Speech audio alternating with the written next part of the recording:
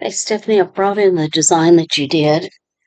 And what I really don't like about the applique that's built in, and they designed it this way, it, is when it goes around these tight corners, um, it's just really unfortunate how the direction, the stitch direction is not to my liking. So if I zoom in here and show you what I mean, there's no reason for these stitches to turn and go vertically into these corners. For one thing, it's not going to stitch. So if I touch T on my keyboard, these are dashed lines, which means your machine is going to have to stop and clip on each of these stitches that it can't form because they're too long. All right. So what you want to do, I'm going to touch 0 so I see everything. And you already know you're going to break it apart. Well, I also need to break apart probably the 23 at the same time. Let's go ahead and do that. Okay. Oh, can you do it? No, I hit the wrong one. Break apart. Okay. Now I'm going to select, and you notice I've got my color film open so I can see all pieces. Color film has two views. It will either show you everything by color that is of the same color, or it will show me the individual parts of that. Now, when I'm doing applique, it's my habit to do my placement stitch in green. I do my tack down in blue, and then whatever color I'm going to use for the overstitching, for the cover stitching. And that's just my habit. And then when I see those colors, I know what's what. But I'm going to touch the first one, hold my shift key. Can I make that go down? I might have lost it. Hold my shift key and touch there, I got them all. Touch the 3. Okay. Now I'm going to break this apart again. So now what I see are the individual pieces. So, but what will help you, I think, now it's going to seem like it's extra work. I'm going to take this one. So that takes care of the P. S is 1. This is the A. So I'm grabbing the placement stitches.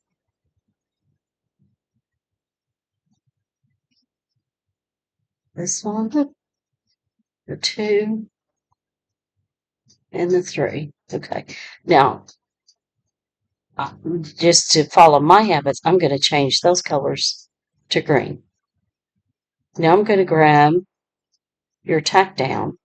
And you asked earlier about not using a zigzag. You can use anything else. I've even made my own that I use pretty often. That's a tack down. I can tell because it's kind of a zigzag. And see, it would be this one. I'm holding my control key to select just the ones I want. There's the L, the M, the 2, and the 3. So I'm going to assign those a blue that I can see.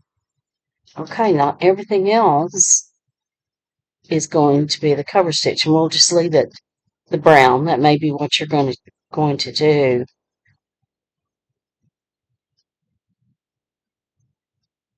But I kind of want to address that M. I'll try to before we go any further.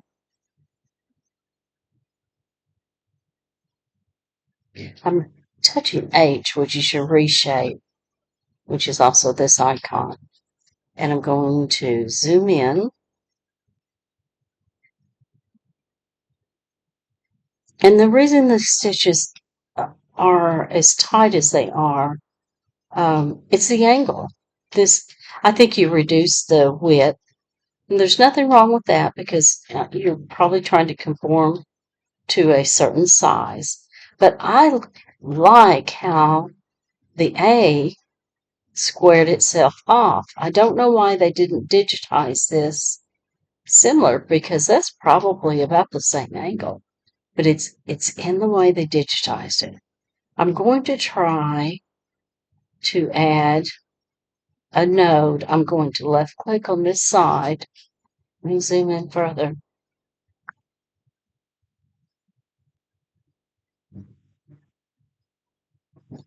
And I'm going to try to bring this one down beside it. Okay. It's extra. Now, you can also select, don't want to do that. Let's back up. Undo.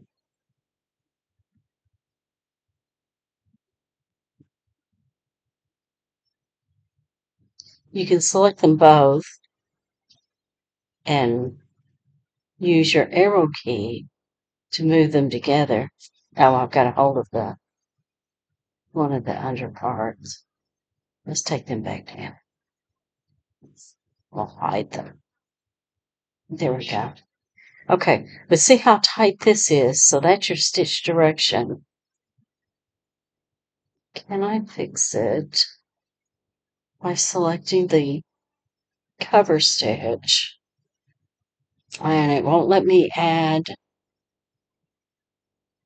or remove the angles. See, these are going to be too long as well. And I just don't like the way that has turned. I think what I'll do, I'm going to take this. That's your placement. But I'm going to duplicate it and change it to a brown. But now I'm going to, and it comes up as an outline. I'm going to hide this. So I'll right click and hide it. See, I just don't like how the digitizing was done on this. Because you may run into trouble with that you're not getting enough coverage on that takedown. Let's leave it alone though. So I'm going to take this straight stitch that I've done by duplicating from the placement and change this to a satin outline, and I can live with that. See what this is called a cap. That's beautiful. That will sew just fine. So I'm going to substitute and put that one in place instead. Zero, so we see everything.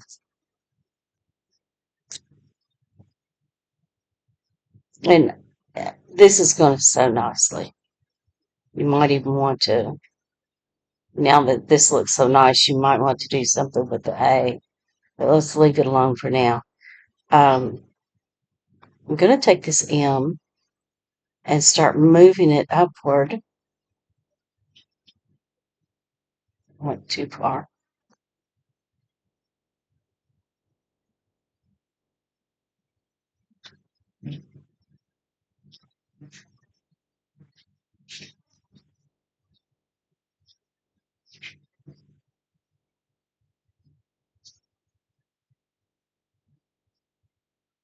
I want it right here.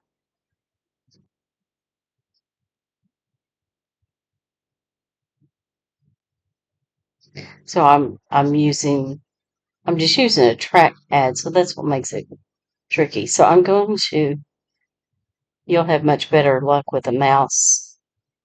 So I'm going to set it there. This one I will now unhide and delete it. Okay.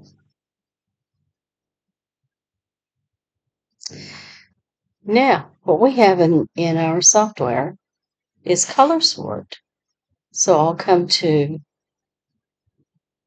design, and it's called optimize color changes. And you don't select anything on the screen. Nothing is selected here. We'll go to Design, Optimize Color Changes.